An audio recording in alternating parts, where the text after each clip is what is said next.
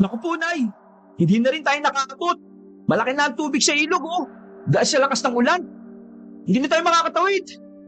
Kahit halos tumpo na tayo papunta dito eh. Para maabutan natin. Yung pwede tayong tumawid, kaso wala rin. Paano na yan? Kapag ganyan, tsak na bukas na tayo nito makakauwi sa atin eh. Lagpas tao na yung tubig sa ilog, oh. Saka, ang lakas ng agos. Hindi na po natin kakayanin yan. Tapos may mga dala pa tayong gamit. Magpalipas na muna tayo dito, anak. Bumalik tayo doon sa nilagpasan natin na bahay. Makisilong tayo doon habang nagpapatila ng ulan at naghihintay na humupa ang baha. Sige po, Nay. Siguro, magpaalam na lang tayo para hindi naman natin magulat yung may-ari ng bahay. Sige. Mabuti pa nga. Tara na. Naglakad uli pabalik ang mag-ina. Pinuntahan nila ang bahay na nasa gitna ng palayan. Tumuwid sila sa pilapil. Mabagal lang ang kanilang paglakad dahil masyado madulas ang lupa. Bukod doon ay malakas ang buhos ng ulan na nagpapahirap sa kanila na tingnan ang daraanan. Nang marating nila ang bahay na yon, kagad na kumatok si Aling Mila sa pintuan. Tahimik ang bahay na parabang walang tao. Sarado rin ang pinto at mga bintana. Wala ring alagang aso ang nakatira sa bahay na yon. 3:00 pa lang ng hapon kaya sinaway na ni Hobie ang ina. Tama na po, Nay. Baka po natutulog sila. Nakakaistorbo pa tayo eh. Kaya na lang natin. Mamaya, gigising din sila at magtatanong kapag nakita tayo. Hindi naman siguro masama na sumilog tayo dito sa balkon nila. Sige, ilapag mo na lang dito sa gilid yung mga dala natin. Maupo na lang tayo dito habang naghihintay na tumila ang ulan. Talasan mo ang mga mata mo. At ang sa akin ay talagang malabo na. Tingnan mo kung may daraang truck, ha? Makisabay tayo kahit hanggang sa pagtawid lang ng ilog. Sige po, Nay, ako na pong bahala. Magpalit na muna kayo ng damit. Di ba may dala ka naman pamalit natin? Baka mamaya magkasakit kayo niyan. Ikaw, hindi ka ba magpapalit? Basa ka rin naman. Ay, hindi po. Sayang ang damit eh. Lalabas ako mamaya kapag may nakita akong truck. Tatakbuhin ko para mapara ko kagad. Sige, ikaw ang bahala. Pero kapag giniginaw ka na, magpalit ka ng damit, ha? Opo, Nay. Mahigit 1 oras na ang nakalipas at patuloy lang sa pagbuhos ang malakas na ulan. Wala rin silang nakikitang truck na dumaraan. Tahimik lang silang naghihintay habang nakasilong sa bahay. Maya-maya, biglang bumukas ang bintana. Sumilip ang isang babae na nasa 40 na ang edad. Sino sila? May kailangan ho ba kayo? Ay, magandang umaga, iha. Kami ay nakikisilong lang. Naabutan kami ng paglaki ng tubig sa ilog kaya hindi kami makatawid. Naghihintay kami ng truck na darating para makasabay. Ayos lang ba kung dumito muna kami? Pasensya na, ha? Kung naabala ka namin, mukhang natutulog pa yata kayo eh. Nakaistorbo ba kami? Ay naku, Nay, hindi ho. Sadyang nagising na ho talaga ako. Kanina pa ho ba kayo? Pasensya na, ha? Baka tumatawag kayo kanina. Hindi namin kayo narinig. Ay, ayos lang, iha. Kami nga itong nakaistorbo eh. Basa ho ba kayo? Pumasok po muna kayo at makapagpalit ng damit sa banyo. Anak niyo po ba siya? Mukhang ginaw na po, oh. Ay, oo, si Hobie. Ay, ako nga pala si Shyla. Sandali lang ho, bubuksan ko ang pinto. Ipagtitimpla ko na rin kayo ng kape. Pasok po kayo. Ay, nako, maraming salamat. Napakabuti mo naman. Ako naman si Nanay Mila.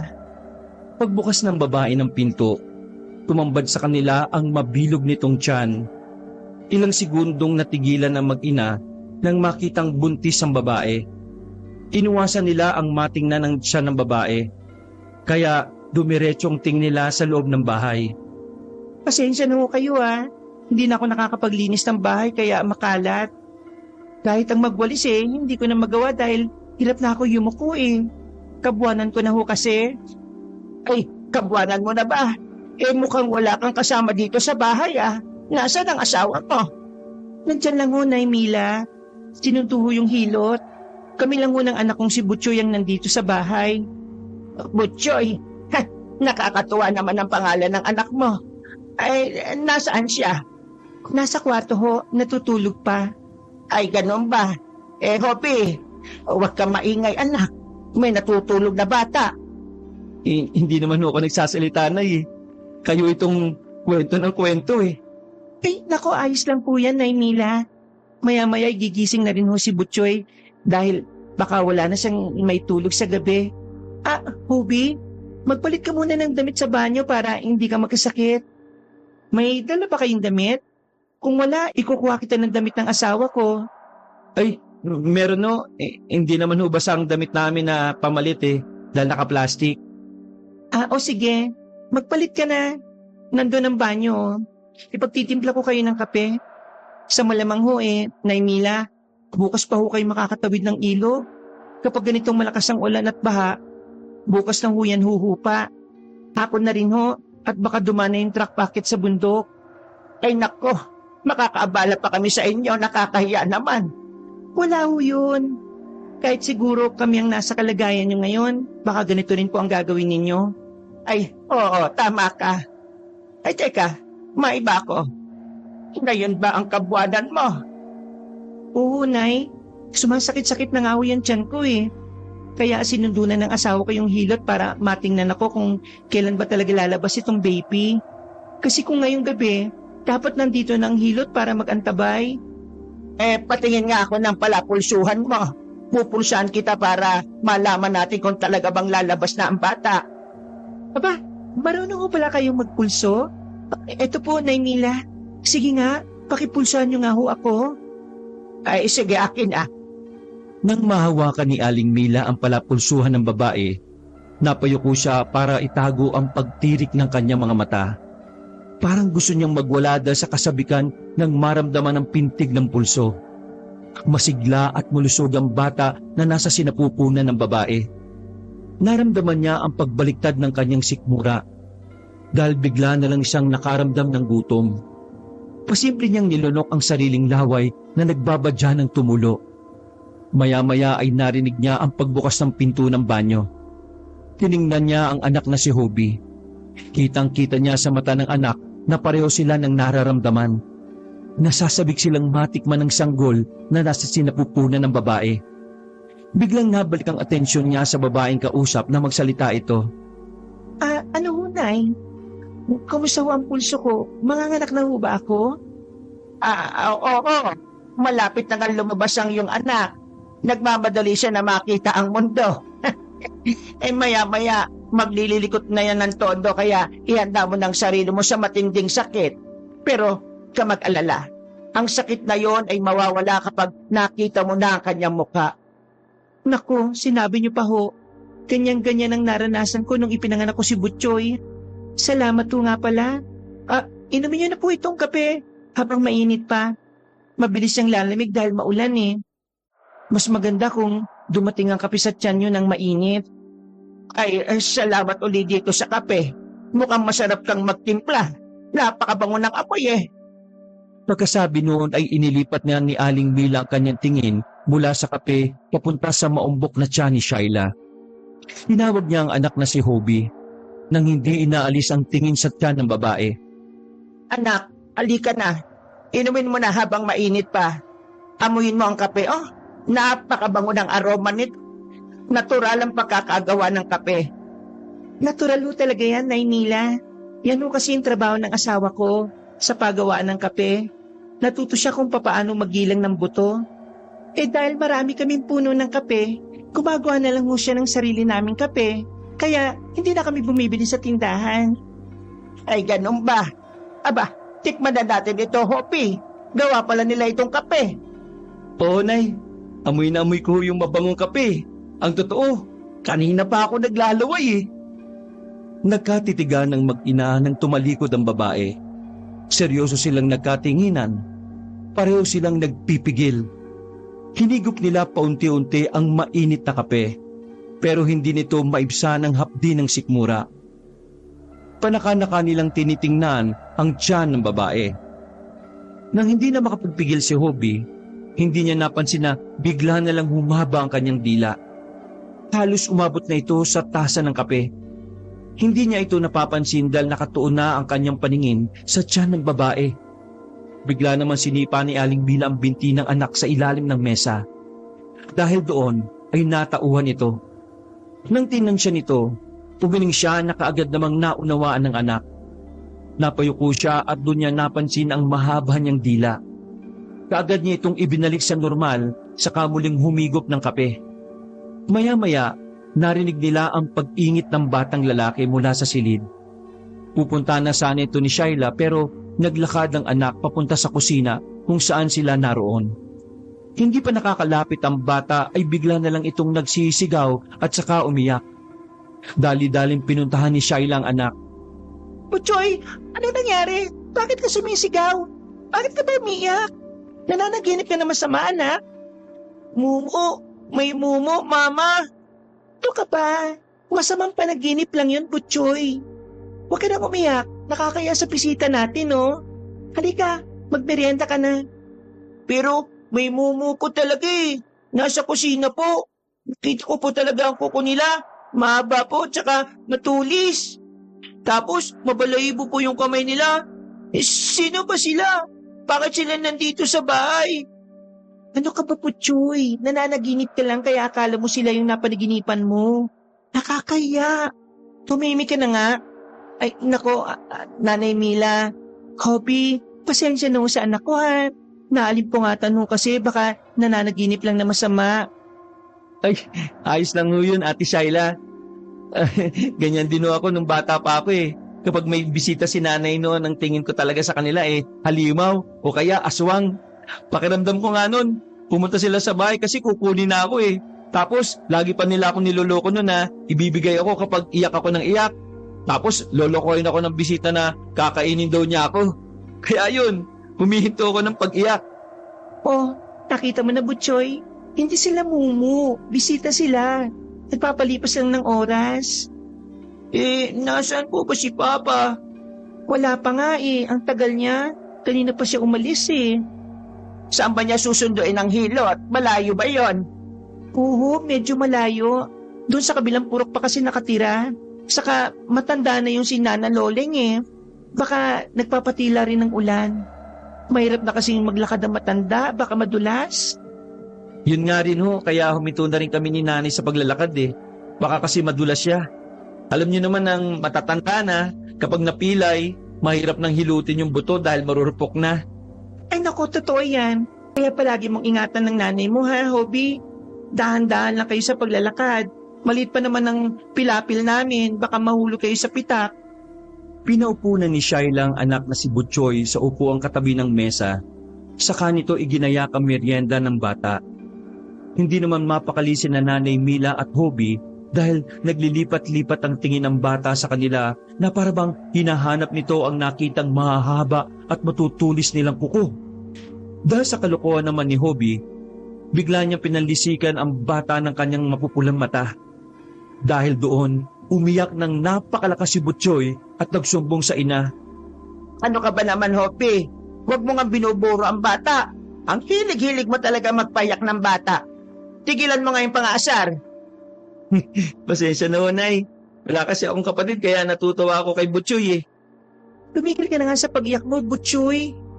Manilulak ka lang ng kuya Hobby mo eh. Eto, magmerienda ka na lang. Tinatakot niya ako, Mao. Ang pula-pula ng mata niya kanina eh.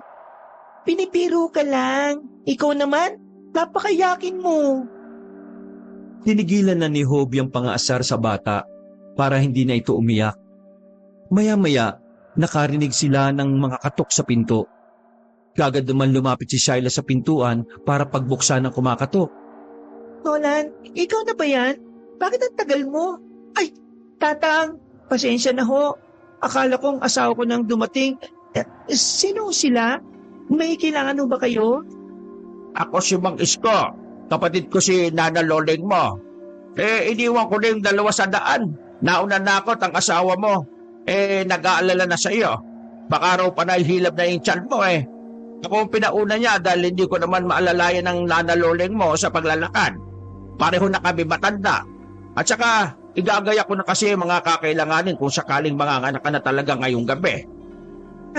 Ganun ho ba? Pasok ko kayo, Mang Isko. Mabuti ho nauna na kayo sa kanila. Hindi pa naman po sumasakit ng matindi yung tiyan ko. Naku, nabasa ho ba kayo ng ulan? Magpalito muna kayo ng damit. Nakaipagtitimpla ko na rin ho kayo ng kape para mainitan ng tiyan ninyo. May bisita ka pala. Opo, sina Nanay Mila at saka anak niyang si Hopi. Naabutan ng pagbaha sa ilog kaya hindi na nakatawid eh. Nakaw, bukas pa uhupa ang baha. Kapag ganyang malakas ang ulan at bumaha ng malaki, tsak talaga bukas pa yan uhupa. Yun na nga ho ang sabi ko sa kanila eh. Dito na magpalipas ng gabi. Sandali lang ho, Mang Isko, at ipagtitimpla ko ho kayo ng kape ha. Sige, salamat. Dito na rin ako kayo sa kusina para mainitan kayo. Nagpapaapoy ako ng kalan eh. Ayos na ako dito sa sala. Nang dumating ang matandang lalaki, hindi na mapakali sina Aling Mila at Hobi. Palihim nilang tinitingnan ang matanda. Pero ganun din ang ginawa nito. Nagtatapatan sila ng matatalim na tingin nang dalhin ni Shaila ang kape ng matandang lalaki. Bumulong na si Aling Mila sa kanyang anak. Anak, alerto ka. Naamoy ko ang matandang yan. Palagay ko, hindi yan kasama ng hilot na sinundo ng asawa ni Shaila. Opo, Nay. Siya rin siyang aswang, pero hindi kagaya ng lahi natin. Pinupunti rin niya ang sanggo sa sinapupunan ni Ate Shaila. Ama ka, mamaya, lalabas na rin ang totoo. Ano pong gagawin natin? Kailangan natin siyang maitaboy dito. Mag-isip tayo ng paraan. Nanahimik ang mag-ina at nag-isip kung paano nila maitataboy ang matandang lalaki. Nang marinig ni Aling Mila ang sinabi ng matandang lalaki na pupulsa nito si Shaila, kagad siyang tumayo at nagpunta sa sala. Naupo siya sa upuang katapat na matandang lalaki. Katatapos ko lang siyang pulsuhan. Maayos naman ang lagay ng bata. Hindi pa naman nagbabadya na lalabas na siya. Mukhang ayaw ng batang lumabas ngayon. Siguro pwede mo nang salubungin ng kapatid mo at sabihing bumalik na lang kayo bukas o sa susunod na araw para hindi na mahirapang dumiretso pa dito ang inyong kapatid. Sa tansya ko, baka nakalagpas na sila sa kalahatian ng lakaran eh. Saka, kahit sabihan ko siya, hindi rin niya makikinig. Kilala ko ang kapatid kong iyon. Likas na sa kanya ang mag-alala. Diretso pa rin siya dito para siya mismo ang makakita ng personal kung talaga bang manganganak na ang buntis o hindi pa. Bakit parang bigla kang nananaboy? Hindi naman sa ganon. Malakas ang ulan. Mahirap maglakad sa mga kagaya nating matatanda na. Magagalit yun sa akin. Ang bidin niya, mauna na ako. Kailangan ng bantay na mag-ina dito. Malapit nang gumabi, baka may aswang na umaaligid sa bahay na ito. Ay, ganon ba? May aswang pala dito. Kung ganon, mabuti at nandito kami ni Hopi. Kaya naming lumaban sa aswang. Naku po, bakit naman napunta na sa aswang yung usapan niyo? Kung naniniwala lang ako sa aswang, baka nagsisigaw na ako sa takot. Matagal na ako kami nakatira dito. Ipinanganak ko si Butchoy dito at hindi naman ako inaswang. Saka ilang buwan ko nang pinagbubuntis ang nasa tiyan ko. Hindi naman ako dinadalaw ng aswang. Wala akong aswang dito sa lugar natin. Wag ko kayo mag-alala. Ay, tama ka nga, Shaila. Ito kasing matandang lalaki na ito gumagawa ng kwento niya. Pero kung totoo man ang aswang, pues, humanda siya sa akin. Abay, hindi ko siya aatrasan. Ako rin, hindi ako aatras. Kailangan bantayan ng pagkain ang balat nilang solohin, biktimahin. Kahit matanda na ako malakas pa rin ako at maliksi kumilos. Kung ganon, matatakot sa atin ang aswang na pupunta rito. Hindi ka nga dapat mangamba, Shaila. Kayang-kaya naming labanan ng aswang. Wala nga akong aswang dito. Kayo talaga, Mang Isko, Nanay Mila. Siguro nga nung kabataan nyo, may aswang. Pero ngayon wala na. O paano? Mayuwan ko muna kayo at ako'y magluluto ng hapunan natin. Tsak na pagdating ng asawa ko, gutom yun at giniginaw Ipagluluto ko siya ng masarap na tinola na kanyang paborito. Hopi, pwede ba kitang mautusan sandali? Pasensya ka na Hindi kasi ako pwedeng lumabas ng bahay dahil maulan Oo naman po, Ate Shaila. Ano bang iutos nyo? Pumunta ka sa likod bahay. Manghuli ka ng manok. Marami kaming alagang manok doon. Manok? Oo, manok. Ay, hindi ka ba kumakain ng manok? O hindi ka marunong pumatay? Naku, paborito ko ang manok, ate. Kayang-kaya ko yan. Pero nakakaya naman. Mag-abala ka pang magkatay. Ayos lang yan. Paminsan-minsan lang naman eh. At saka, ngayon lang uli ako nagkaroon ng bisita at bagong kakilala dito sa baryo. Wala kasi nang nagbuntis ako. Hindi na ako ganong naglalabas ng bahay eh. O sige na, manguli ka na. Tapos, kataya mo na rin ha. Sige, ako na ang bahala, ate. Eh, sandali. Sasamahan na kita. Baka hindi ka marunong pumili ng matabang manok. Masarap yung mataba para pag nagmamantika, masarap humigop ng sabaw. Biglang nagkatinginan ng seryoso ang dalawang lalaki. Nakaramdam ng inis si Hobby sa matanda. Alam naman niya na pareho sila ng punteriya, pero hinayaan na lang niya ito dahil nakita niya ang pagsenya sa kanya ng ina na payagan na ang matandang lalaki. Pagkalabas nila ng kusina, sinundan sila ni Aling Bila ng tingin. Sinadyang harangan ng matandang babae ang pintuan para hindi makita ni Shyla kung ano ang nangyayari sa dalawa sa likod bahay. Alam niyang magpapambuno ang mga ito roon. Kalalapit pa lang ng dalawang lalaki sa mga kulungan ng manok, bigla na lang silang nag-angilan. Kitang-kita ni Aling Bila ang panlidisik ng mga ito sa isa't isa. Nag-uusap ang dalawa at sa tingin niya ay hindi sila nagkakasundo sa pinag-uusapan. Maya-maya, bigla na lang nagsaaswang ang dalawa at inatake ang isa't isa. Isa pa lang ang dudunong matandang lalaking yon. Kaya pala, ganun na lang ang tingin niya sa sanggol. Isa siyang aswang na hindi kayang kontrolin ang pagiging aswang. Kapag nakakita siya ng pagkain, tiyak na gagawin niya ang lahat para makuha yon. Nawala ang atensyon niya sa dalawang lalaking naglalaban sa likod bahay dahil nakaamoy siya na nagpapabaliktad ng kanyang sikmura. Nangagilapan niya ito ng tingin, nakita niya si Shyla nang naghihiwanan ng Ricardo para sa kanyang lulutuin. Nanlaki ang kanyang mga mata nang makita ang napakaraming bawang na hinihiwa ng babae. Parang napakarami mo namang hinihiwa ng bawang. Amoy na amoy na yan sa buong bahay. Masarap po kasi yung tinolang manok kapag iginisa sa maraming bawang at sibuyas at saka luya. Gustong-gusto ng asawa ko yung ganun eh. Ay, oo nga pala. Magpapakuha na rin ako ng tanglad sa dalawa. Ay, ako na ang kukuha. Mukhang hindi nila kasundo yung mga manok. Nahihirapan ba silang hulihin? Eh, sandali lang. Kukuha ako ng tanglad. Titingnan ko na rin sila. Dali-daling lumabas ng bahay si Aling Mila. Laking pasalamat niya dahil nagkaroon siya ng dahilan para lumabas at nang hindi maamoy ang bawang. Nilapitan muna niya ang dalawang lalaking naglalaban. Hoy, tama na yan. Tumigil na kayong dalawa. Gusto niyo bang wasakin ang mga kulungan? Magliliparan ng mga manok kapag nakawala sila. Ano kayong hindi makakahuli? Ang kapal kasi ng mukha ng matandang tunay eh. Balak talaga niyang kainin yung sanggol na yun.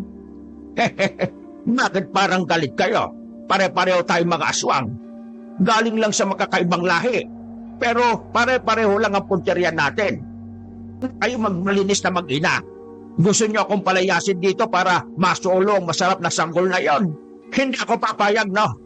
Kayo nga ang nauna sa bahay na to. Pero hindi naman ako aangal kung maghahati-hati tayo sa kanila habang wala pang asawa niya at sinundo itong hilot. Pwede na natin silang pagpiestahan. Sa inyo na yung mag-ina. Sa akin na yung sanggol sa tiyan ng babaeng yon. Sanggol lang naman ang gusto ko eh. Huwag mo kami itulad sa'yo. Oo, aswang kami. Pero nakokontrol namin ang sarili namin. Hindi na kami kumakain ng tao ngayon. Sanay na kami sa hayop lang. Naging mabuti sa amin ang babaeng yun. Kaya hindi namin hayaan na mabiktima mo sila. Kung ayaw mo katayin kita kagaya ng manok, umalis ka na dito. Hindi niyo ako matatakot. Mga sira pala nyo eh. Aswang ako. Hindi niyo ako mapapaniwala. Kapag umalis ako, magpipiyesta kayong dalawa. Hindi pwede. Manghahalo ang balat sa tinalupan. Kung ayaw niyong makipagkasundo sa akin, pues, katayan tayo. Kung sino ang mananalo, sa kanya lahat ng pagkain. Abay, sira ulo ko talagang kaswang ka. Nay, ipabayo niyo sa akin ang matandang ito. Ako magtuturo ng leksyon sa kanya. Maglalaban pa sana ang dalawa nang marinig ang boses ni Shyla na tinatawag sila. Biglang naging abala sila sa paghuli ng mga manok sa kulungan. Mabilis din silang nakapagpalit anyo bilang tao. Nakahuli na kami ng manok. Kakatayin na namin to dito. Maganda ka na lang ng tubig na mainit para sa pagbabalahibo sa mga manok. Sige ho. Akala ko kasi nahihirapan kayo manghuli.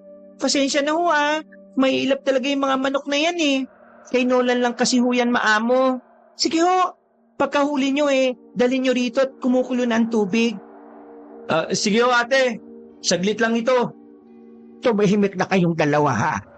Ikaw naman matandang lalaki, binabalaan kita. Wala kang magagawa sa pamilyang ito hanggang nandito kami. Subukan mo lang silang pagtangkaan. Hindi talaga ako magdadalawang isip na itarak sa liig mo ang matulis kong kuko. Bilisan na ninyo ang ginagawa ninyo at kukuha na rin ako ng tanglad. Matapos bumalik ni Aling Mila sa loob ng bahay, sumunod na rin ang dalawang lalaki. May dala silang tigalawang manok na mga wala ng buhay. Teka, ano nangyari sa tiyan ng mga manok? Bakit ganyan kayo pagka magkatay? Di ba dapat sa ligang gilid? Bakit sa tiyan? Nasaan ang mga laman loob? Ha? Kasi tinanggal namin at itinapon eh. Kailangan mo ba yun, Ate Shaila? Naku, tinapon nyo. Sayang naman. Masarap sa tinolang atay at balon-balunan eh. Di ba kayo kumakain nun? Yun nga ang pinagtiyagaan ko eh. Po? Hindi. Ang ibig niyang sabihin, ate, pinagtiyagaan niyang tanggalin.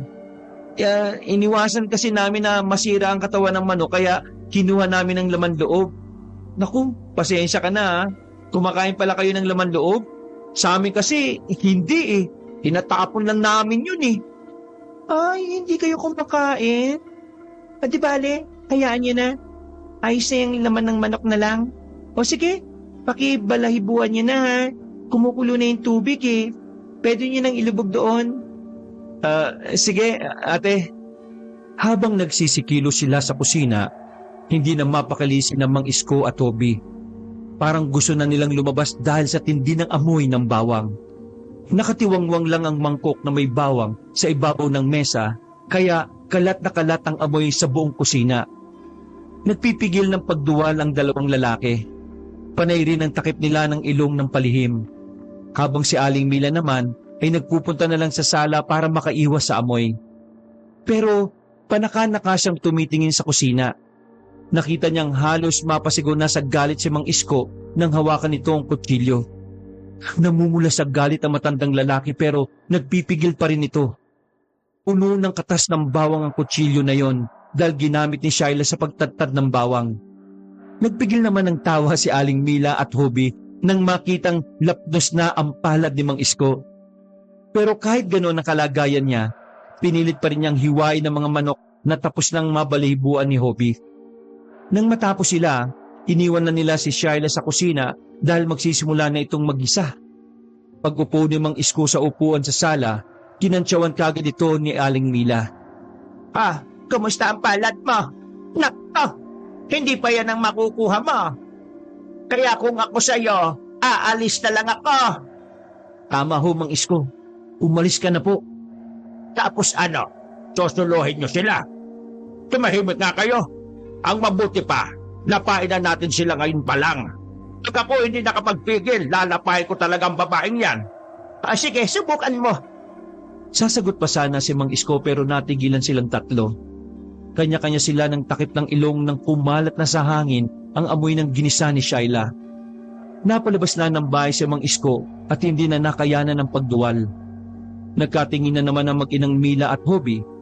Nagkasundo silang pagsarhan ng pinto ang matandang lalaki. Pagkatapos noon ay isnara din ni Aling Mila ang mga bintana. Tumakbo naman ng palihim si Hobby sa kusina para isara ang pinto at mga bintana doon. Oh, Hobby, bakit mo sinasara ang pinto? Ha? Ano kasi ate? Malamig, giniginawa ko. Ay, ganun ba? Gusto mo ng jacket? Hindi na. Okay na itong sarado ang pinto. Huwag mo na lang buksan ate ha. Sige. Sinilap naman ni Aling Mila sa bintana si Mang Isko. Nang makitang wala na matandang lalaki sa labas, napangiti siya. Pero nawala rin agad ang ngiting yun matapos maisip na anumang oras ay sasalakay ito sa anyong aswang. At hindi nga siya nagkamali. Wala pang isang oras, nakarinig na sila ng malakas na pag-alulong ng aso sa labas ng bahay. Yun, bakit may aso sa labas? Saan galing yun? Wala namang kaming aso Saka malalayo ang kapitbahay. Imposibleng may makapunta pang aso dito sa amin. Tapos maulan pa. Ay, pabayaan mo na lang ang asong yun, Iha.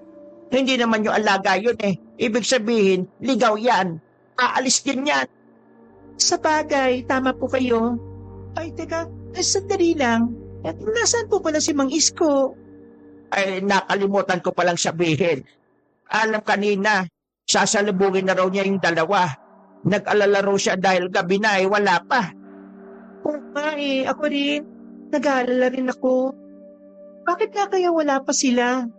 Kung naglalakad na sila kanina pa, dapat nandito na yun Maya-maya, narinig na nilang may bumangga sa pinto. Parang gusto itong wasakin.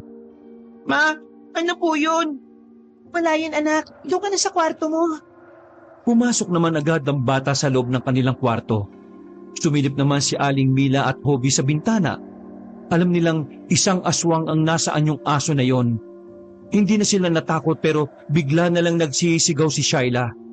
Sumilip din kasi ito sa bintana at nakita ang aso na nandidisik ang mga pupulang mata. Naglalabasa ng mga pangil nito. Tumutulo pa ang malapot na laway.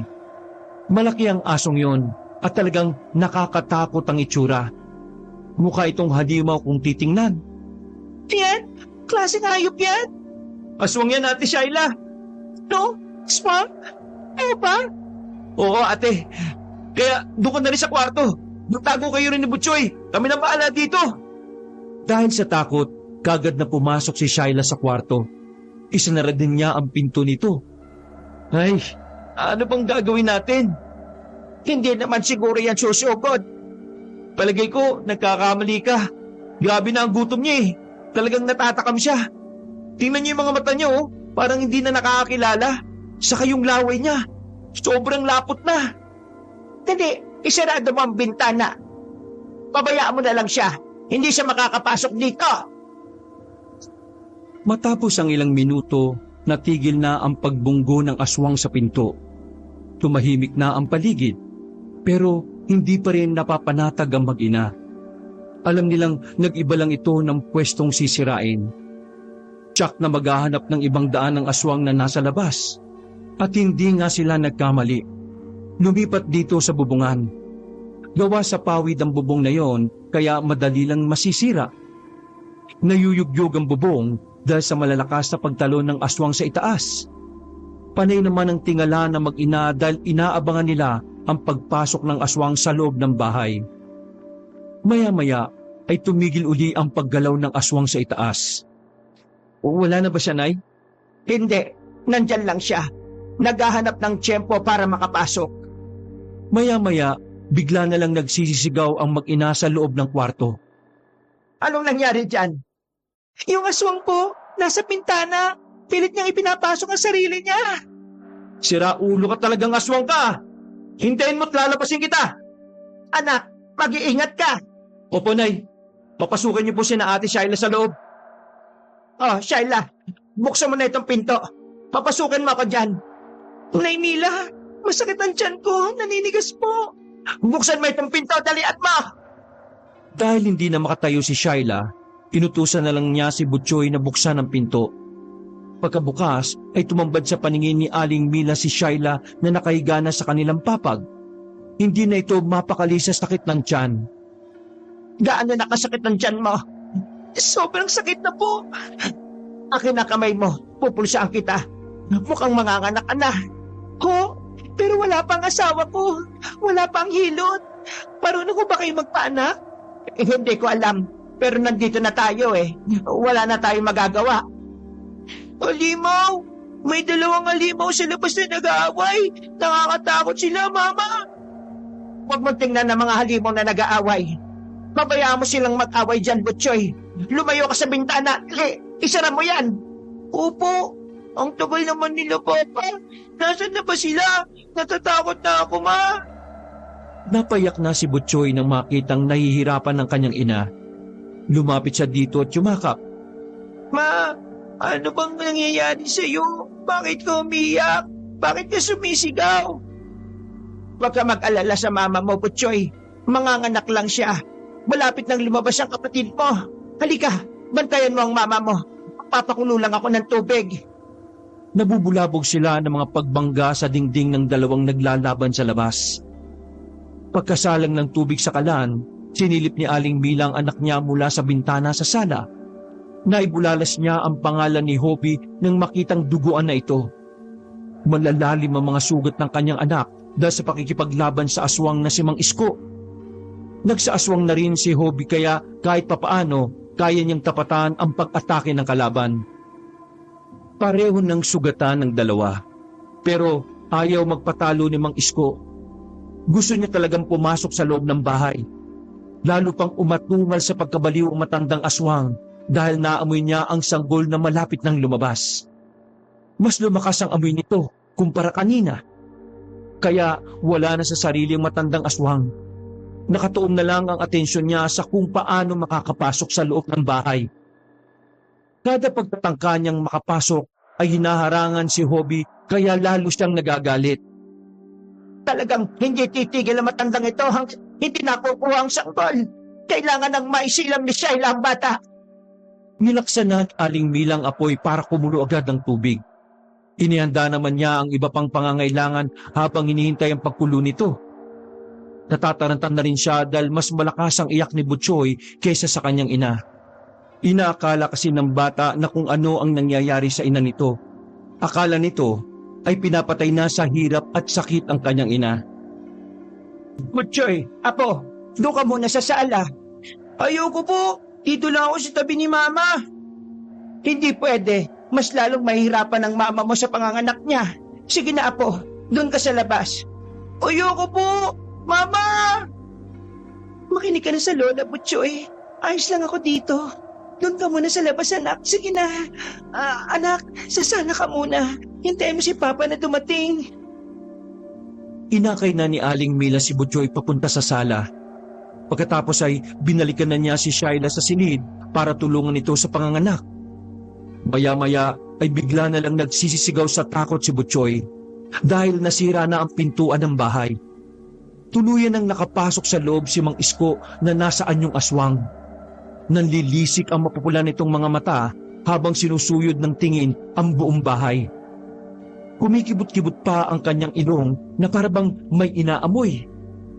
Maya-maya ay biglang natuon ang paningin nito sa pintuan ng silid kung saan naroon si Shaila. Mabilis na sinugod ng aswang ang pinto at pilit na ginigiba. Panay naman ng sigaw ni Butchoy habang umiiyak. Hindi naman mapalagay si Aling Mila sa loob ng silid. Malakas na kumakabog ang kanyang dibdib. Hindi niya alam kung paano ipagtatanggol ang mag-ina. Maya-maya ay narit na lang niya na nagkaroon ng kalampagan sa sala. Lalo naman nag-iiyak ng malakas si Butchoy dahilan para magsisigaw na rin si Shaila dahil sa pag-aalala sa anak. Binuksan ni Aling Mila ang pinto ng silid at sinilip kung ano ang nangyayari. Nagkabukas ng pinto, kaagad na tumakbo si Butchoy papasok sa kwarto at nagtago sa tabi ng kanyang ina. Lumabas naman ng silid si Aling Mila at hinagilap ng tingin ang dalawang aswang na naglalaban. Nakita niyang nagsambulat na ang gamit sa sala. Sobrang gulo na ang bahay. Sira-sira na rin ang mga upuan dahil sa paglalaban ng dalawang aswang. Napatingin si Aling Mila sa kusina. Nakita niyang naroon na ang dalawa at doon naman nagsasagupaan.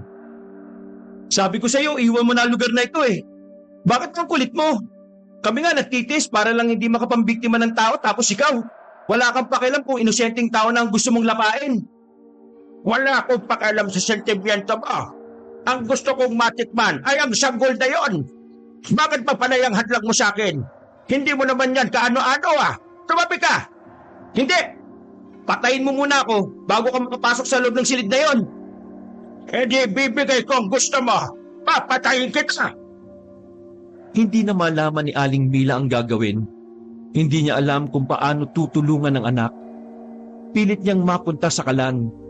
Nang makakuha siya ng tiyempo, kaagad siyang lumapit sa kalan. Binuhat niya ang kaldero na may kumukulong tubig at isinabo yun kay Mang Isko. Napaatungal naman ang matanda. Galit itong tumingin kay Aling Mila. Tinangka ni Mang Isko na sugurin si Aling Mila pero humarang si Hobby at pinagkakalmot ang matandang aswang. Dahil sa inis ni Mang Isko at sa hapdi ng pagkalapnos ng balat niya, tumalon siya sa bintana para makatakas. Sinundan naman ni Hobby ang matandang aswang at habang si Aling Mila naman ay muling nagsalang ng mainit na tubig, sa kanya binalikan ng mag-ina na nag-iiyakan na sa kwarto. Tumakas na ang aswang. Huwag na kayo matakot. Hindi na ba yun babalik? Sana nga'y hindi na. Pero alam kong hindi papayag ang anak ko na bumalik pa dito ang aswang na yon. Hindi niya yun titigilan. Salamat, Nay Mila. Sana dumating na ang asawa ko. Bakit kasi ang tagal nila? Darating din sila. Pupulsan mo na kita, ha? Patingin ang pulso mo. Mukhang huminaho ng kaunti ang sangkol sa tiyan mo. Pati yata siya ay natakot din sa mga aswang pero malapit ka na rin manganak. Huwag mo pipigilan ang paglabas ng anak mo, ha? Kamamaya lumagpas pa yan sa araw. Pinaglakad-lakad muna ni Aling Mila si Shaila para matagtag ang tiyan nito. Ilang minuto pa ang lumipas nang makita ni Shaila na may naglalakad papalapit sa kanilang bahay. May dala itong sulo. Nay Mila, kung nga po may paparating, hindi kaya si Nolan na yan? At saka si Nana Nole? Nasaan? Oo nga, may paparating. Nawa sana'y sila na nga yan. Inabangan nila ang mga ito na dumating.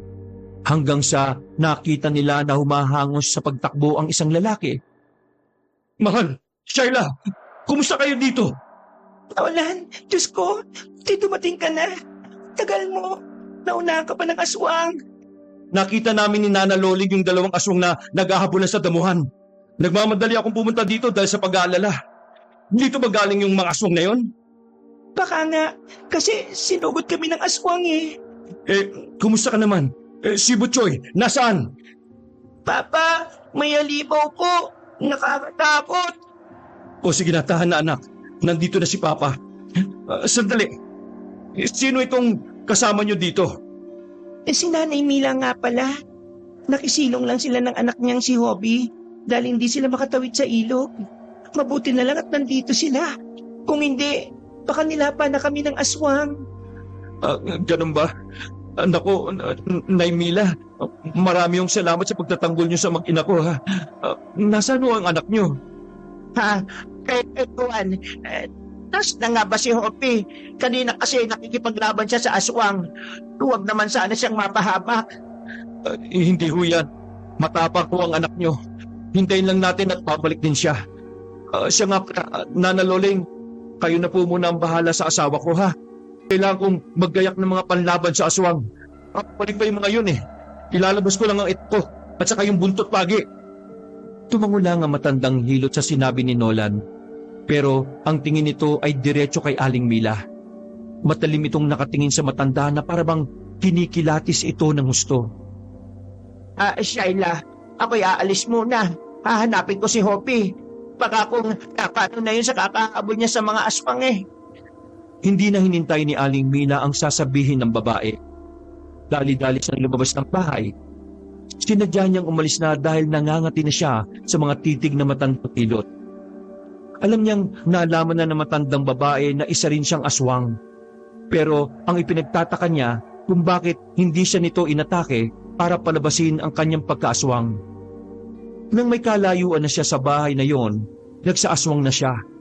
Mas lumiksi na ang kanyang kilos at tumalas ang paningin sa dilim. Ginamit na rin niya ang matalas sa pangamoy para hanapin ang kanyang anak. Hanggang sa masumpungan niya ang mga ito sa kakahuyan. Ape, naka, ayos ka lang ba? Nay, huwag kang lumapit dito. Diyan ka lang. Anong ginawa mo sa anak ko? Halimaw ka. Pagpapayaran mo ang pananakit mo sa kanya. Tinatawag mo akong halimaw. Pare-pareho lang tayong halimaw. Hindi tayo magkatulad, Isko. Halang ang bitukan. Kung hinayaan niyo akong lapain na mag-inang yon, hindi na tayo aabot pa dito. Dapat nakipagkasundo na lang kayo sa akin eh. Sana, pare-pareho tayong busog at masaya. Pero dahil mas tanga kayo at nilapnos niyo pa ako, hindi ko na kayo patatawagin pa. Mabuti pala sumunod ka dito. Pagsasabihin ko na kayong dalawa, kayo na lang ang gagawin kong hapunan. Kung kaya mo. Kahit sugatan na si Hobie, ay nilalabanan pa rin niya ang matandang aswang. Tinulungan naman ni Aling Mila ang anak. Sabay nilang inatake si Mang Isko. Pero nagsapusa naman ang matanda, kaya mas dumiksi ang kilos nito. Patalon-talon nito sa kanila at kapag nakakalapit ay inuundayan sila ng mga kalmot.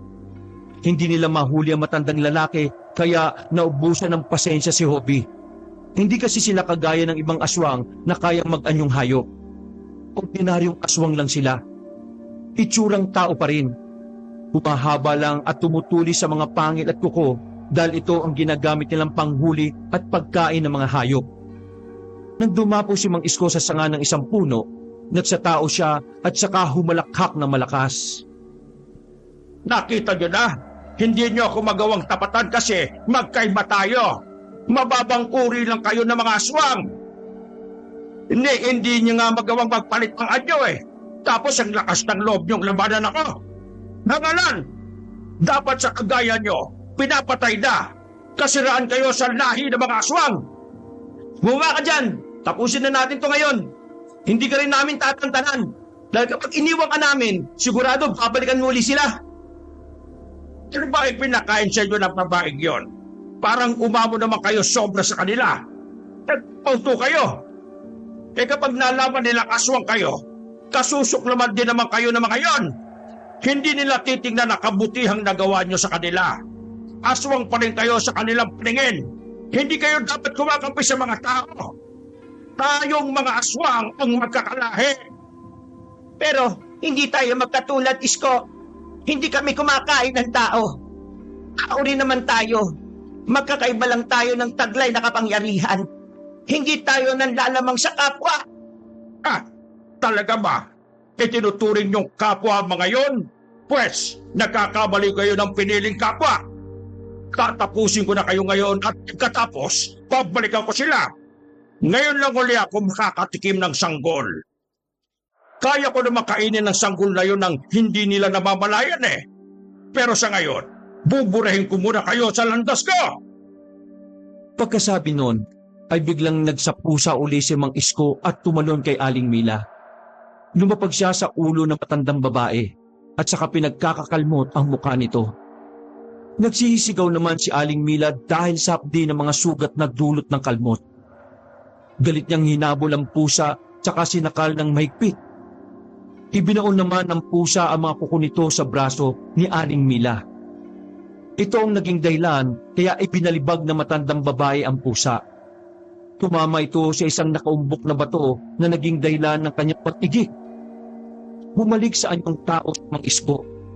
Sumugod naman si Hobie pero pagkalapit niya ay malakas na kalmot ang isa na lubong ng matandang lalaki. Napaatungan ng malakas si Hobie. Napalayo siya at napatingin sa kanyang dibdib.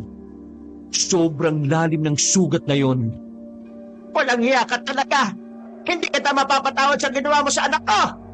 Kasalanan mo yan, tanga. Huwag kang manisi. Pinaibabawan ni Aling Mila ang matandang lalaki saka pinagkakakalmot ito sa muka, pababa sa leeg at dibdib. Nang makakuha naman ng tiyempo si Mang Isko, sinakal niya si Aling Mila. Unti-unti pa niyang ibinaon ng matulis na kuko sa liig ng matandang babae. Dahilan para mapasigaw siya sa sakit. Nay! Walang iya ka talaga! Bitiwan mo ang nanay ko! Mabilis na sinugod ni Hobie si Mang Isko at pinagsusuntok ito sa muka. Nabitiwan naman ng matandang lalaki si Aling Mila. Halos maubusan naman ng hininga ang matandang babae nang lumayo sa dalawa. Hawak niya ang kanyang liig para pigilan ang pagsirit ng dugo roon. Habang pilit niyang ginagamot ang sarili, panaka-naka niyang tinitingnan ng dalawang naglalaban. Halos hindi na gumagalaw si Mang Isko dahil sa kasusuntok ni Hobie. Ibinuhos talaga ng binata ang galit niya at hindi na inisip kung mapapatay niya ang matanda. Tinigilan lang niya ito dahil pagod na siya sa kakasuntok. Nang makita niyang hindi na gumagalaw ang matandang lalaki, lumayo na siya at tumabi sa ina. Ayos ka lang po, Nay. Ang sugat niyo, malalim ba? Oh, anak. Malayo ito sa bituka. Ayos na ako. Ang alalahanin. Gagamutin po kita. Lalawayan ko mga sugat niyo. Ako na. Kaya ko na ito. Marami ka ring sugat. Gamutin mo na ang sarili mo. Galingin natin ang ating mga sarili. Mabuti tumila na ang ulan. Sumandal muna tayo sa punong iyon. Sige po, Nay. Tulungan na po kita maglakad. Inalalayan nila ang isa't isa habang palapit sa puno. Daan-daan silang naglalakad. Maya-maya ay napasigaw si Aling Mila. Nang tingnan ni Hobby kung bakit, nakita niyang bumangon pa pala si Mang Isko at binigyan ng malalim na kalmot si Aling Mila sa likod. Bumagsak ng paluhod ang matandang babae sa lupa. Lalong namula sa galit ang mga mata ni Hobby. Nanlilisik siyang tumingin sa matandang lalaki. Humaba pa ng bahagya ang mga pangil niya at tumulis pa ng husto ang mga kuko. Kasabay ng malakas na atungal, sinugod niya si Mang Isko. Pinagkakakalmot niya ito pagkatapos ay inuntog ang ulo niya sa ulo ng matanda. Bumagsak sa lupa ang matandang lalaki at ang tanging nagawa na lang nito ay titigan si Hobby. Galit na galit ang binata. Pinaibabawan niya ang matanda saka pinagsusuntok. Pagkatapos ay muling umatungal at sa kanya dinukot ang puso nito. Tumitibok-tibok pa ang puso habang hawak niya sa kanang kamay. Pagkatindi ng galit niya, dinurog niya ang puso hanggang sa naging pino at unti-unting nahulog sa lupa. Dapat hindi ka nalang bumangon eh. Hindi sana, buhay ka pang walang yaka. Pagkakataon mo na sanang magbagong buhay eh. Pero pinaiksi mo lang ang buhay mo. Siraulo ka. Nay! Nay! Nang mahimasmasan siya, ay kaagad niyang tinakbo ang ina. Hinanghina na ito dahil sa lalim ng mga sugat. Binuhat na niya si Aling Mila at isinandal sa puno. Umiiyak niyang dinilaan ng mga sugat nito. Walang tigil din siya sa pagkausap sa ina. Nay! Kausapin mo lang ako! Huwag kang bibitaw! Magsalita ka lang po! Huwag kang pipigit, Nay, ha? Sa magsalita ka lang kahit mahina. Basta, madinig ko lang po ang boses ninyo. Huwag niyo po akong iwan, Nay! Bakit ka ba umiiyak? Malayo sa bituka ang mga sugat kong ito. Uwi na tayo, anak. Gusto ko na rin makapagpahinga. Opo, Nay. Sumakay na po kayo sa likod ko. Uuwi na po tayo. Isinampa na ni Hobby si Aling Mila sa kanyang likod, saka sila naglakad pabalik sa bahay ni Shaila. Habang naglalakad, naramdaman niyang bumigat na ang ulo ng kanyang ina. Nawala na ito ng malay dahil sa pagod at dami ng mga sugat. Binilisan niya ang paglalakad at halos takbuhin na rin ang kalsada. Pagdating sa bahay na sinilungan, ay kinalampag niya ang pinto. Sinkolan ang sumalubong sa kanila.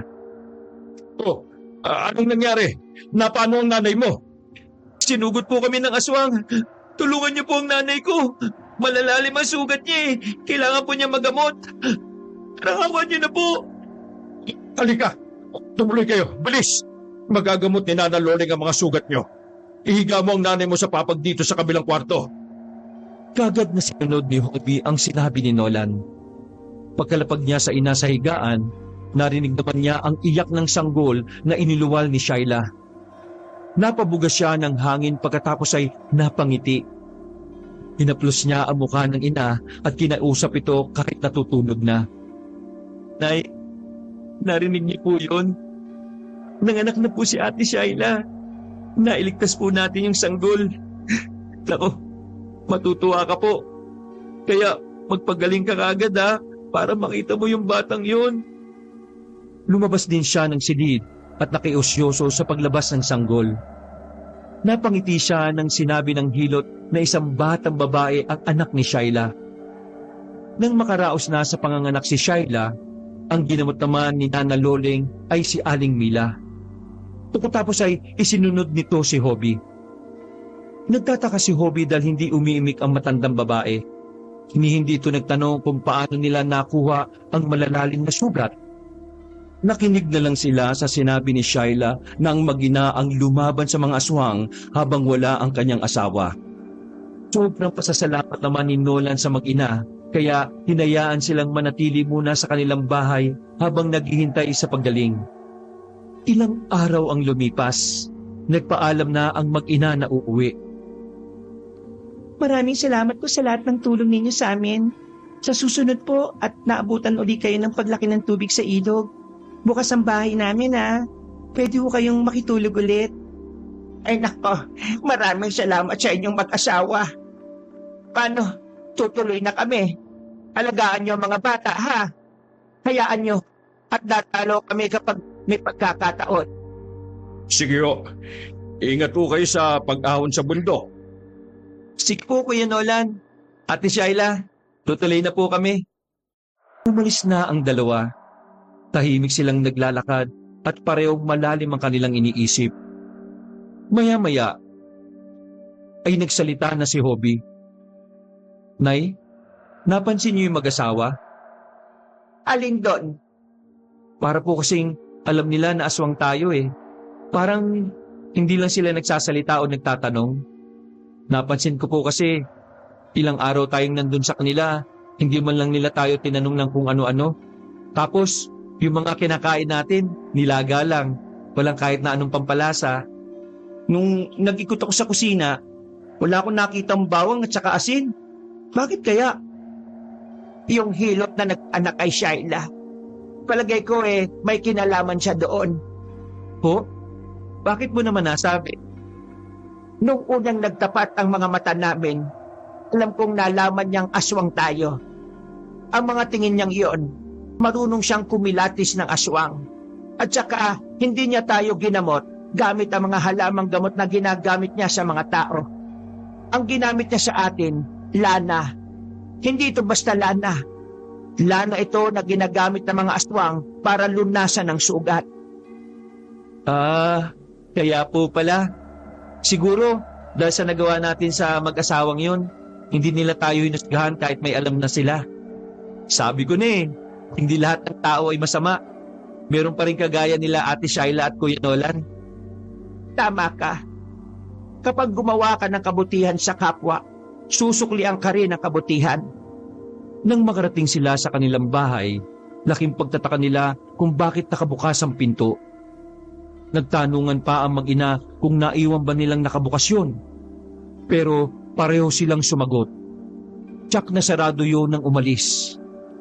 Pagkapasok nila sa loob ng bahay, tumambad sa kanilang paningin ang magulong mga gamit.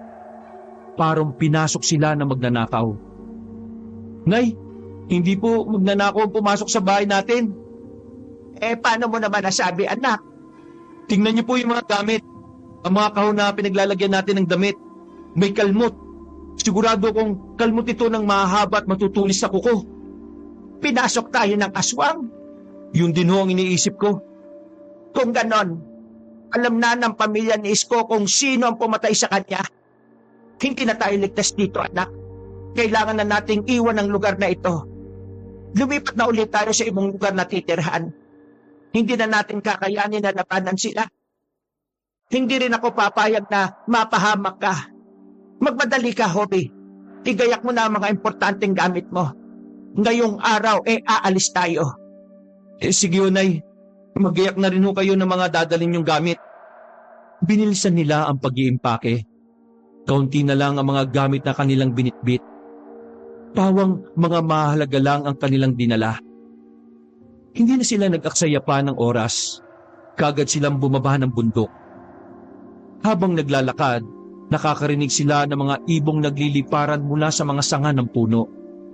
Wala namang malakas na hangin na pwedeng magtaboy sa kanila. Pero balisa ang mga ibon na parabang nabulabog ang kanilang pagsasaya. Kasunod nun ay ang mga kaluskos sa damuhan na parabang may mga paang humahawi. Kinabahan na ang mag-ina. Alam nilang hindi yun normal. Milisan mo, anak. Sinusundan nila tayo. Opo, Nay. Diretso lang po ang paglalakad. Talasan lang natin ang ating pakiramdam, pandinig. Pero huwag na natin silang lingunin. Importante, makalis kagad tayo dito. Halos gusto na lang nilang lumipad para mas mapabilis sila. Pero hindi naman sila nag-aanyong ibon. Nagpapabagal sa kanilang paglalakad ang hingal at pagod. Maya-maya ay napahinto si Aling Mila. Itinukod niya ang kanang kamay sa isang puno, saka humagod ng malalim na paghinga. Nay, pagod ka na po? Papahinga lang ng konti, anak. Sandali lang ito. Nang makabawi na ng lakas si Aling Mila, muli na naman silang naglakad ng matulin.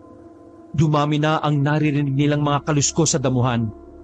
Maya-maya ay napahinto si Hobby nang biglang may bumagsak na kalansay ng hayop sa kanyang harapan. Nay! Dali, anak. Isa yung pagbanta. Huwag silang magkakamali. Hindi, anak. Hindi ito ang panahon para lumaban. Mas mahalaga ang kaligtasan. Hindi sa lahat ng oras ay dapat lumaban. Dapat alam mo rin kung kailan dapat sumuko at tumakas. Bilisan mong kumilos. Magkakad na ulit tayo. Mas bumilis ang mga kaluskos na kanilang naririnig sa damuhan. Marami ito at nagmumula sa iba't ibang direksyon. Sa pakiramdam nila ay napapaligiran na sila ng mga ito. Napahinto sila dahil lahat ng pupuntahan nila ay may sumasalubong na sa kanila. Saan na tayo dadaan, Nay? Huwag mataranta. Mag-isip. Hindi tayo pwede sa kakahuyan. Nagaan yung hayop sila. Mas mabilis sila sa lugar na yon. Tuntunin natin ang kalsada. Ayun! Nakikita mo ba ang nakikita ko? Opo, Nay. May grupo ng mga taong naglalakad sa bandang unahan. Mukhang bababa rin sila sa bayan. Sumabay tayo sa kanila. Hindi sila makakalapit dahil marami ang mga taong yon. At saka may araw pa. Hindi sila makakasalakay. Dali-dali nilang hinabol ang grupo ng mga taong naglalakad. Umalo sila sa mga ito. Habang naglalakad, patingin-tingin sila sa damuhan. May nakikita silang mga aswang na nakasilip mula sa mga damo. Nasaan yung baboy ramo ang mga ito? Matalimang tingin ang mga ito sa kanila. Ikinakaskas pa ang paa sa lupa para iparating ng mga ito ang galit. Labas na labas ang mga pangil ng mga ito at tumutulo ang malapot na laway. Lumikit si Hobby sa kanyang ina saka bumulong. Nay, nasa paligid sila. Nakatingin sa atin. Oo, nakikita ko nga. Pero hindi sila makakasugod. Hindi nila pwedeng ibisto sa mga tao ang kanilang sarili. Para na rin nilang sinabi na marami ng aswang ang naninirahan dito. Maalarma mga tao. Tutugisin sila. Kaya nagiging maingat din sila. Ang kailangan lang natin ay makaalis sa lugar na ito. Matapos ng mahabang paglalakad, nakababa na rin sila sa bayan. Nagpahinga muna sila sandali sa gilid ng kalsada habang naghihintay ng masasakyan. Ilang minuto ang lumipas. Dumana ang bus. Kagad itong pinara ni Hobby pagkatapos ay sumakay silang mag-ina. Sana po tayo pupunta ngayon, Nay. Matulog muna tayo, anak. Pagdating sa terminal, saka tayo mag-isip kung saan tayo pwedeng pumunta. Sige po, mauna na kayo matulog. Hindi pa naman ako inaantok eh. Sige, basta huwag kang mag-isip ng mag-isip. Higing maayos din ang lahat. Ang importante, nakaalis na tayo doon. Kaya nga po, ilang oras ang lumipas, nakarating na sila sa terminal. Tumambay muna sila habang nag-iisip. Hanggang sa magpasya na lang silang sumakay ng jeep at hinayaan ang kanilang sarili na dalhin kung saan sila makakarating. Bumaba sila sa ilang na lugar at saka naglakad-lakad. Inabot sila ng ulan at naghanap ng masisilungan. Nakakita sila ng isang bahay. Nakasilong sila doon. Nakailang tawag sila pero wala namang tao. Nakikisilong na naman tayo, Nay. Mukha bang nauulit lang ang lahat? Opo eh. Pero sigurado kung may magandang patutunguhan ng pagpunta natin sa lugar na ito. Hindi naman ako nakakaramdam ng panganib. Maya-maya pa'y nakita sila na mag-asawang parating. Ilang di pa ang agwat ng mga ito sa kanila. Pero nababakas na nila ang nakakunot nilang noo dahil sa pagtataka. Nang makalapit ang mga ito, kagad silang nagpakilala at nagpaalam na nakisilong lang. Naabutan sila ng ulan habang naghahanap ng bahay na pwedeng matuluyan. Titig na titig ang mag-asawa sa kanila. Kinikilati sila ng mga ito. Maya-maya'y ngumiti ang babae. Sinabi nitong mukhang may tinakasan sila sa lugar na pinanggalingan. Pagkasabi noon ay naglabas agad ng pangil ang babae. Dahilan para malaman nilang ang mag-asawa ay kanilang kauri. Pinapasok sila sa loob ng bahay. Doon muna pansamantalang pinagpalipas ng gabi. Nagkwentuhan sila kung kaya't nakilala pa ang isa't isa. Nalaman nilang kagaya nila, dayo lang din ang mag-asawa sa lugar na yon. Kaya sinabi nilang naiintindihan sila ng mga ito. Kinabukasan, sinamahan ng dalawa sa amo ng mag-asawa dahil naghahanap pa ang mga ito ng trabador sa taniman ng tubo. Laking pasasalamat na mag-ina dahil ang mag-asawa ay hulog ng langit sa kanila. Malawak ang lupain ng kanilang amo. Pati ang bahay na kinatitirikan ng bagong kakilalang mag-asawa ay sakop pa ng lupain. Kaya pinayagan silang tayo ng kubo malapit sa bahay ng mag-asawa. Ito na po yata na yung sinasabi na bagong buhay.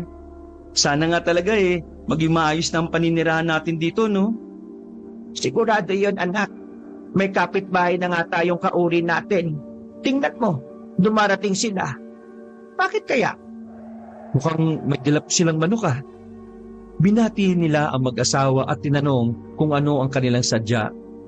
Ibinigay sa kanila ng mag-asawa ang manok. Mula raw doon ay dadami ito at magkakaroon sila ng pagkain kakailanganin nila para sa pagtawid ng gutom. Labis ang kanilang pasasalamat sa mag-asawa dahil sa kabutihan ng mga ito. Isang gabi, nagising si Aling Mila dahil sa pagkalam ng kanyang sikmura. Pagbangon niya sa higaan, nagtataka siya dahil wala roon ng kanyang anak. Dali-dali siyang lumabas ng bahay para hagilapin ito. Nasaan na naman ba ang batang yon? Baka kung ano na ang ginagawa niya. Sigurado kumakalam din ang kanyang sikmura kaya lumabas ng bahay. Pero huwag naman sanang matutunan niya ang magnakaw para lang mabusog. Saan kaya siya nagpunta? Naglalakad-lakad siya para hagilapin ang kanyang anak hanggang sa dinala siya ng kanyang paa sa madamong lugar kung saan ay nakarinig siya ng mga kaluskos. Nang lumapit siya roon, nakita niya ang kanyang anak na nag-anyong aswang na at nanginginain ng manok. Abi, anak, kinuha yan. Ninakaw mo ba yan? Nay, kasi po, nagugutom ako Hindi ka dapat nagnanakaw. Pwede naman tayong maghanap ng mga ligaw na hayop sa gubat. Saan mo kinuha yan? Puntahan natin at humingi ka ng tawad. Sa mga alaga yan na mag-asawa, nakakahiya anak. Halika na, pumunta tayo sa kanila. Pinuntahan nila ang mag-asawa sa bahay ng mga ito. Kakatuksa na sila nang marinig na nag-iingay ang mga alaga nilang hayop sa kulungan. Inisip nilang baka naroon na mag-asawa at naghahagilap ng nawawalang mga alaga. Pero pagdating nila roon, isang malaking aso ang naabutan nila at nilalapa ang mga manok. Sino ka? Alam kong aswang ka. Hindi ka taga rito. Ang lakas ng loob mong sumalakay dito Aba, nagagalit ka pa Ikaw na nga itong namimirwisyo. Ikaw pa itong galit?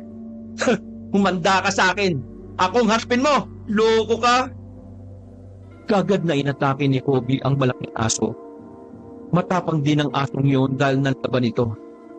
Nagpambuno ang dalawa dahilan para mag-ingay lalo ang mga manok. Nagising na ang mag-asawa at dali-daling pumunta sa kinaroroonan nila. Naabutan ng mga ito na nakikipaglaban si Hobie sa aswang. Biglang nag-anyong aswang na rin ang mag-asawa at tinulungan si Hobie na labanan ng dayong aswang. Natakot naman ang malaking aso kaya dali-dali itong tumakas. Pagkalis ng aso ay kagad nilang binisita ang mga manok. Halos nangalahati ang mga ito. Grabe, iba naman ang asong yun. Ang dami niyang kinain. Oo, pero may kasalanan ka rin. Kumain ka rin ng isa. Kaya humingi ka ng tawad sa kanila. Opo. Pasensya na po kayo Sobrang nagutom lang ako Pero hindi ko na po ulitin. Sa susunod, manghihingi na po ako. Pasensya na po talaga. Mabait pa rin ang mag-asawa dahil naunawa ng mga ito ang kagutuman ni Hobie. Nagpasalamat din sila kaya binigyan pa si Hobie ng 2 manok. Ala, nakakaya. Sa susunod po talaga, di na ako magnanakaw saka padadamihin ko po talaga ang mga manok namin. Pangako po yun. Mabuti na lang talaga at mababait ang mag-asawa na ito. Marami talagang salamat sa inyo. Hayaan nyo at makakabawi rin kami sa inyo sa susunod. Matapos ang ilang kwentuhan, nagpaalam na rin sila. Pagka-uwi ng bahay ay pinagsaluhan ng mag-ina ang 2 manok na ibinigay sa kanila. Ilang buwan pa ang lumipas at nasanay na sila sa lugar na yon.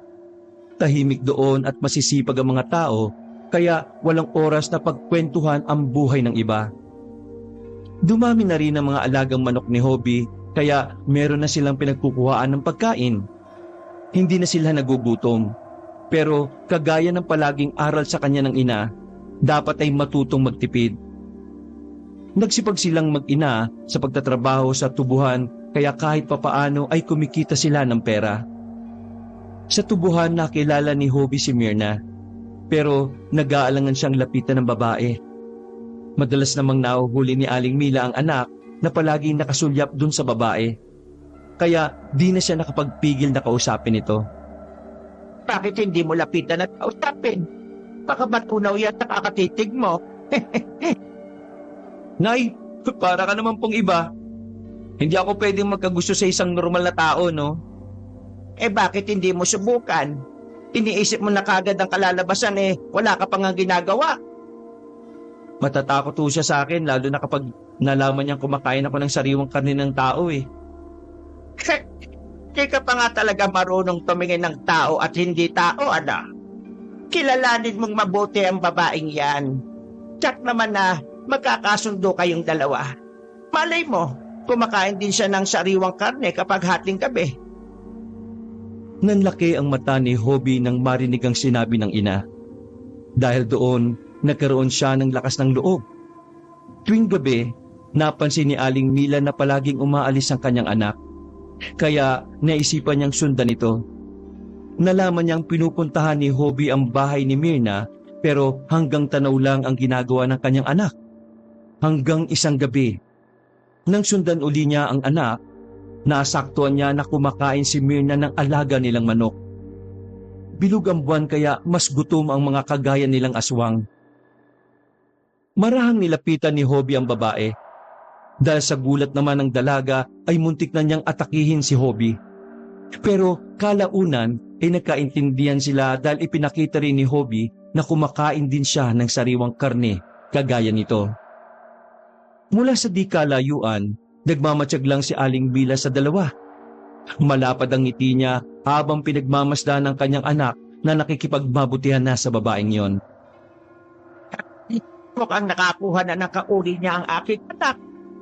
Ay, masaya na ako para sa kanya. Hindi na ako mag-aalala kung sakaling maiwan ko siya dito sa mundo. Hindi na mag-iisa ang anak ko. Lumipas pa ang ilang linggo. Ipinatawag ang lahat ng magkatawa sa tubuhan. Sinabi ng kanilang amo na magdoble ingat pagdating sa mga alaga nilang hayop. Meron daw mga babangis na hayop na naglalapan ng mga alagang hayop. Natakot ang may-ari ng tubuhan dahil nabalitaan din ito na bukod sa mga alagang hayop ay nanunugod at pumapatay ng tao ang mababangis na hayop na yon, kaya pinag-iingat niya ang lahat. Sinabihan sila na wag nang magpapagabi sa tubuhan. Pagkatapos silang kausapin, kanya sila ng uwi. Dahil sa kalagayang aswang ni Aling Mila, Hobie at Myrna, hindi naman sila natatakot sa balitang yun. Nagpapaabot pa rin sila ng gabi sa tubuhan dahil ang pag-ani nila ng tubo ay kota. Gusto nilang makarami para malaki ang kitain. Gabi na sila nang umuwi. Sa daan, nakakasalubong nila ang isang malaking aso. Ayan na naman ang asong yan. Mukha kasing hindi pa nakakakuha ng katapat kaya siguro malakas ang loob na pumasok ng hindi niya teritoryo eh. Nay, Myrna, dito lang po kayo ah. Ako nang bahalang humarap sa aswang na yan. Magpapakitang gilas ka lang kay Myrna eh. Pero, sige anak, mag-iingat ka ha. May pagkalampa ka pa naman. Dahil naman. Bago pa makaporma si Hobie, nauna na siya ng malaking aso sa pag-atake. Sinunggaban siya kaagad nito dahilan para matumba siya sa lupa. Pinaibabawan siya ng aso at pilit na sinasakmal ang kanyang leeg. Itinutulak naman niya ang aso gamit ang kamay. Hanep, malakas ka ah. Siguro marami ka nakain ngayon ah. Pero hindi mo ako matatalo. Kapag siguro napatay kita, pwede kitang gawing naman tiyan ko. Kako ka, ipapahiya mo pa ako kay Mirna ah. Hindi ko hahayaan yon. Nagsasawang na si Hobie at pinagkakakalmutan niya ang mabangis na aso. Pagkatapos ay pinagsusuntok niya ang sikmura nito. Umalulong ang aso at dumaing sa sakit. Tatakas na sana ito nang hablutin pa ni Hobie kapag pinag-uudayat pa ng suntok at kalmot. Hindi niya tinigilan ng aswang hanggang sa manghina ito at bumalik sa anyong tao. Hubot-hubad itong nagtatakbo palayo sa kanila. Ano anak, nakilala mo ba? Nako, hindi hunay. Kahit sarado na pabilis pa rin tumakbo eh. Nakatalikod agad bago ko pa makita yung muka. Ang nakita ko lang ay ang malaking balat niya sa pigi. Hindi natin pwedeng sabihin yon. Baka ipahubad ang mga saklot para lang makita ang balat sa pigi. Hayaan mo na yan. Ang mahalaga matatakot na siya dahil nalaman niya ngayon na hindi lang siya ang aswang sa lugar na ito. Tama po kayo. Mangingilag na yan. Matututo na yung mag-alaga ng hayop para may kainin. Hindi yung nagnanako siya, no? Oh, tara na po. Uwi na tayo. Nay, siya nga po pala. Pwede po bang idano muna natin si Mirna sa kanila bago tayo umuwi? Ay, dapat talaga ganon. Babae si Mirna Alam nga naman tayong ihatid niya. Ay, tara na. Lumakad tayo. Matapos ang pangyayaring yun, hindi na nila namataan ang aswang na nag-aanyong aso sa kanilang lugar.